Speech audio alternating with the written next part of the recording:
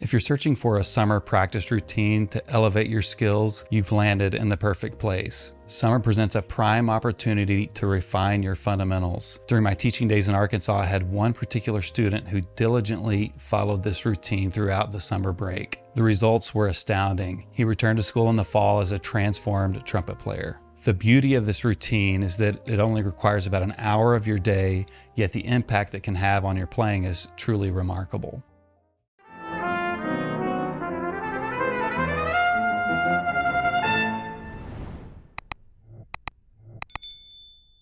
Over 20 years ago, when I was a member of the United States Air Force Band, I had the privilege of taking a lesson with Gekker, a distinguished trumpet professor at the University of Maryland, who also has had an impressive performing background. During that session, he shared with me his summer practice routine, which I've revisited multiple times and am currently following this summer. Stay tuned until the end of this video to check out some personal observations as I'm about 1 week in. But first, let's get into the routine.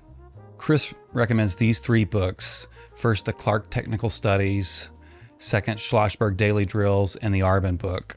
For the second month, he adds Saxa 100 Etudes and Charles Colin Lip Flexibilities. Let's take a look at what this looks like in the first month. Starting with Clark, Gekker basically lays out an 8-day cycle of studies 1 through 8. He mentions to approach these as Clark intended, very soft and relaxed. Day 1 is Clark 1, day 2 is Clark 2, day 3 is Clark 3, and so on, all the way through Clark 8 on the 8th day. The Clark portion of the routine takes about 10 minutes per day. Over the course of the month, you'll get through the Clark book over 3 times. After you complete the Clark study for the day, next comes Schlossberg Daily Drills. These are on a 3-day cycle. Each will do 6 to 8 exercises a day. Gekker gives instructions for each of these exercises. The Schlossberg part of the routine has been taking me about 15 to 20 minutes, and over the course of the first month, you'll have repeated this cycle 10 times. By the way, I've included the entire Gekker summer routine in the description below, and you can also get a Chris Gekker summer practice bundle from Q Press that is also in the description below. After the Schlossberg portion, it's recommended to rest a little bit because you'll need it for the more intense Arbin portion of the routine. The Arbin portion consists of a 14-day cycle of the 14 characteristic etudes in the back of your Arbin book. You work on a different etude every day. Day 1 is etude 1, day 2 is etude 2, etc., all the way through the 14 characteristic studies that will take you 2 weeks. You're spending 30 minutes per day on this, and you go through the Arbin 14 etudes twice over the course of a month. The next part is really important. Gekker recommends that for the Arbin characteristic studies that you use the Claude Gordon method. The method is this: you start the last 4 measures and play it 4 times. Then you go to the 4 measures before that and play it with 4 repetitions. Then play the entire 8 bars once all the way through. Next, you'll go 12 measures from the end, isolating those 4 bars with 4 repetitions, and then play the last 12 bars 1 time through, slowly working your way toward the beginning. You'll be amazed at how much work you can get done on these in just 30 minutes. Chris notes that it's important to have frequent rests during this phase. The goal is not necessarily perfection, but familiarity. Remember, in the first month alone, we're getting to all of these etudes twice. And you'll see that it continues in month 2 a little bit later in this video. Gekker states in his commentary that approaching these etudes with the Claude Gordon approach will toughen your mind, and once you get the hang of it, you'll never again need a week to learn an etude.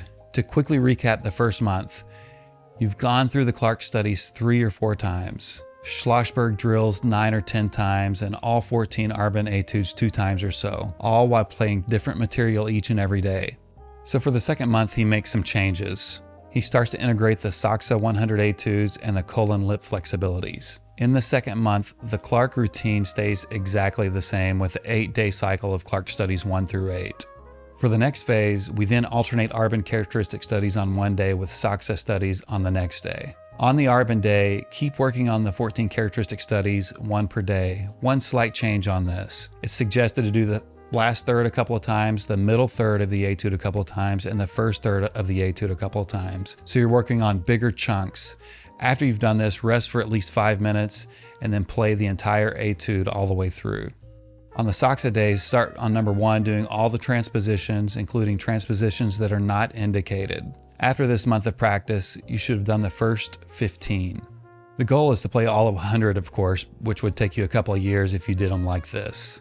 Chris points out that as you get through about half the book, the transposition process starts to click and you get faster and more efficient, becoming more automatic all the time.